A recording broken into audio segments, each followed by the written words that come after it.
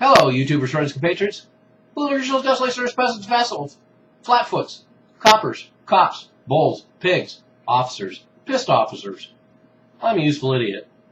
Today I want to do a video about the state of the police in America. And this is a kind of a tricky subject because a lot of people have a lot of emotional baggage as far as law enforcement goes. And everyone has had both good and bad experiences with the police over the years, myself included. And but I feel compelled to do this video because I'm really disturbed by seeing videos every single day, stories every single day about police brutality and disproportionate response and unconstitutionality, and the police being above the law. And like I say, it's a tricky subject. I'm from a different era when cops really were like Barney Fife and Mayberry RFD and the Andy Griffith Show. And there was crossing guards, and there's nice old cops that were everybody in the community knew. And but we've moved way beyond that over the last 30 years, and this process has been going on longer than that. But the bulk of it is this last 30 years, which coincides with the government legislating that a lot of military surplus would be given to the states and the state police departments. And the other part is the whole drug war thing, and that started back in '86 under Reagan. And so between those two developments, that's kind of what instigated the militarization of the police. And there's been every reason since then for them to accelerate that process, including the so-called war on terror and domestic terrorism, and the police theoretically feeling like they are outgunned. Although this is hard to believe that the police would feel outgunned, considering they have helmets and visors and radio communications and body armor and Kevlar and mace and pepper spray and batons and revolvers and shotguns and combat boots and shields and tanks and helicopters and drones. I think the only thing that could, well, I don't know what could outgun the United States police force. They could probably go toe-to-toe with just about any military force in the world. And that brings up another problem with the current state of the police in the United States. They are so heavily militarized, it's virtually unconstitutional. The Founding Fathers saw the results of having law enforcement being perpetrated by government military in monarchies in Europe. They wanted to stay away from that in the United States. And we also have the Posse Comitatus Act preventing the United States troops being used for law enforcement. And so now we have a situation where we virtually have a domestic military force, which is technically unconstitutional. And the Founding Fathers would be aghast. But to get back to this glorification of the police force and this mythology, just like we have the glorification of violence and the glorification of the military, I don't want to get into any existential arguments about law enforcement and the military here. That's another video, another topic. I just want to talk about the whole idea of where the police force are now. And so we glorify the military, and yet the police outpace the military in general overall benefits, especially compared to soldiers. The average soldier in the field makes a pittance compared to what the average police officer makes. The police union is very protective and has great benefits. We know that the pensions of soldiers cannot be passed on to their spouses, ironically, and yet these pensions of police officers can be passed on to their spouses. And so that's a interesting disparity. And then, of course, the police force acts with impunity. Almost every shooting seems to be justified. One of the reasons I wanted to do this video is recently in Seattle, a man was sleeping in his bed in the middle of the night. A SWAT team breaks in and had the wrong house, but shot him 16 times in his bed. 16 times. That's a lot of times for having the wrong person. And then on top of that, the fact that the police ruled that the shooting was justified and still paid a $3 million wrongful death lawsuit. And that's the instigation for me talking about this stuff now, is just story after story of people in wheelchairs and amputees and veterans and mentally ill and people with plastic guns and pieces of wood and all these people getting killed. I'm not sure why these police feel so threatened. They've got all this other supposedly non-lethal pepper spray and tasers and everything else. I'm not sure why so many have to be killed. And in fact, in 2012, over 586 people were killed by cops. 587 people killed by cops in 2012. So we average 500 to 600 citizens killed every year. Granted, there's going to be some bad guys in there, and there's also going to be a death by cop. I'm sure suicide by cop, but those figures are pretty still pretty disturbing. And even more disturbing, talking about the militarization of the police again, is the fact that in the 80s we had 3,000 to 4,000 responses with SWAT teams, including some very ill-fated events that show exactly what I'm talking about, Ruby Ridge and Waco, Texas.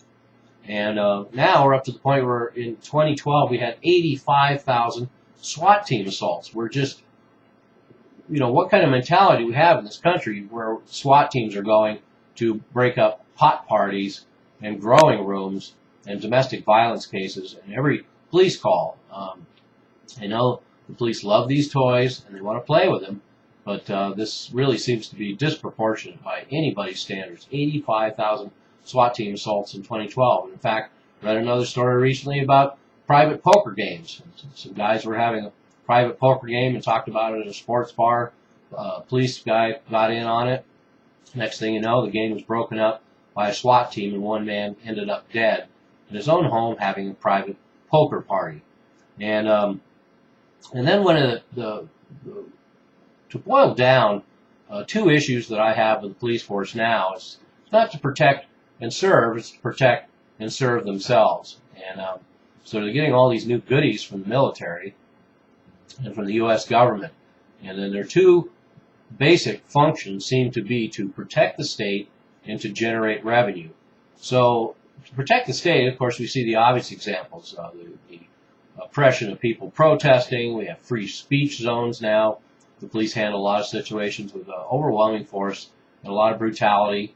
And the fact that when we had the Occupy movement in New York, the big banks like Goldman Sachs and J.P. Morgan were actually able to hire the public police force to protect their properties.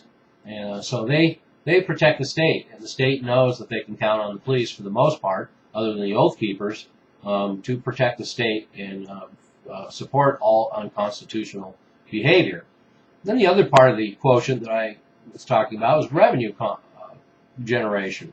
And we've seen this trend where the police gravitate towards crimes that will generate them revenue, and basically having a laissez-faire attitude to crimes where they cannot generate money. So they're more interested in speeders and traffic cameras and busting pot smokers and things like that, where they can write tickets and fine people and that sort of thing.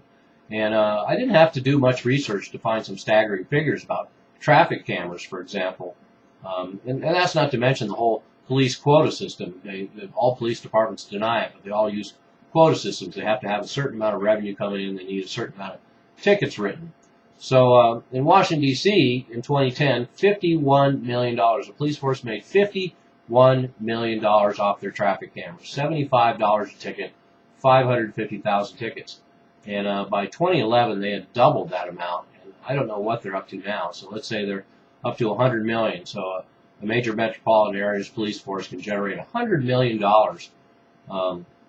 by using these traffic tickets. So that will be the wave of the future. They want to generate more quickly, and that's these scanning vans they will use as well. We'll just go down streets and gather all the information on everyone parked there, so they can make revenue gathering more efficient. And another part of this revenue generation, of course, is the drug war, and this is one of the reasons why the police department are against this dead-end policy, and it's a huge cash cow for them. So the police really love the drug war, and for all intents and purposes, the drug war started in 1986 under Reagan, and it was the President's Commission on Organized Crime in 1986. And they are the ones that put in place these confiscation, seizure, and forfeiture laws. And George H.W. Bush said, and he was vice president at the time, said that, quote, asset forfeiture laws allow the government to take the alleged ill-gotten gains of drug kingpins and use them to put more cops in the streets, unquote. So, of course, as we know now, they didn't go after the drug kingpins and where the real money was being laundered through the too-big-to-fail banks on Wall Street by the hundreds of millions. No, they used these confiscation, seizure, and forfeiture laws for all the small players, the dealers, pot smokers, and there's plenty of documentation of police essentially making a killing, confiscating all this material and selling it. And in a lot of cases, they just divvy it up. Plenty of documentation, once again, of stories of cops that go in, and one of them takes the flat screen TV, and one takes the tennis racket and skis, one takes the iPad, and one takes the boat, one takes the car.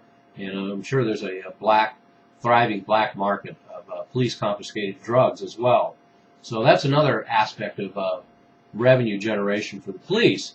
And then we have the whole steroid thing. And, so not only do we have a culture that glorifies violence, we have a culture that glorifies law enforcement and badasses. But we also have a rampant steroid culture. And investigations in Oregon, Ohio, Michigan, Indiana, New York, and other states revealed disturbing evidence of systemic abuse of steroids. And a national expert, whose name is John Hoberman at the University of Texas, he studied steroid use in all types of subcultures, from athletics to the military. He put the figure at tens of thousands of cops all across the U.S. are using steroids. So pretty substantial amount. In fact, to get a better idea, a recent scandal in New Jersey turned up 248 mostly cops who are all getting steroids from the same doctor. So that's just one district, one precinct, 248 cops. And, of course, the police department response, since they're so insular and protective, was just to do random police testing. A lot of police departments in the United States don't even drug test, if you can believe that. And but I don't want to put the emphasis on steroids out of proportion, though, because even though there's not a lot of evidence for what people believe about roid rage, there is a correlation between cops implicated in the New Jersey scandal of using steroids in numerous civil complaints. And traits of steroid users tend to be increased self-confidence, impaired judgment, reckless behavior, and increased physical activity. All things that we don't necessarily want in all our cops. And then we have the fact that the police don't seem to have to answer too much for a lot of their behavior. They get impunity just because they're police, and that gives the impression that they're above the law. A good example of that, FBI agents were deemed faultless in all 150 shootings since 1993, 100%. And the fact that 600 people were killed by the police in 2012, last year, and that every 28 hours a black person is killed, a black man, it just seems like there'd be more cases where police are held to task for some of these things. And in fact, there's a story that came out recently of a policeman who was removed from the force in 1999 because of lying under oath and brutality. And then he appealed to the police, of course, was rehired and got a check for $500,000 in back pay. And then he was removed from the police again more recently, and was once again appealed, reinstated, and got a back pay of $155,000. So not too bad. Nearly $750,000 in back pay for a cop who was indicted twice for lying under oath and being brutal. And so anyway, I just want to throw all this stuff around about the state of the police in the United States today. We all know about the militarization of the police. We have a standing army in the United States now, which is unconstitutional. We have a culture of protecting the state and protecting themselves, very insular culture. And we have a very much an us and them attitude instigated in the police. And they even complain about a war on cops when there's actually a war on citizens. And then the whole idea of revenue generation. The police generate a great deal of revenue for themselves and for the state. And for that reason, that is the main focus of local governments now as far as using the police force. So there's a little overview of where we are today with the police, and some disturbing numbers, some disturbing questions, some disturbing incidents and events happening out there. And as uncomfortable as I am coming to the conclusion, we live in a police state, and the police state have actively embraced their role thus far. And hopefully, depending on events, that will get better in the future. So, I'm a useful idiot. Don't you be one too. And in the meantime, I'm going to have a little popcorn. I got a bag of popcorn. And then I'm going to read some cop porn while I eat my popcorn. Remember, if I agreed with you, then we'd both be wrong.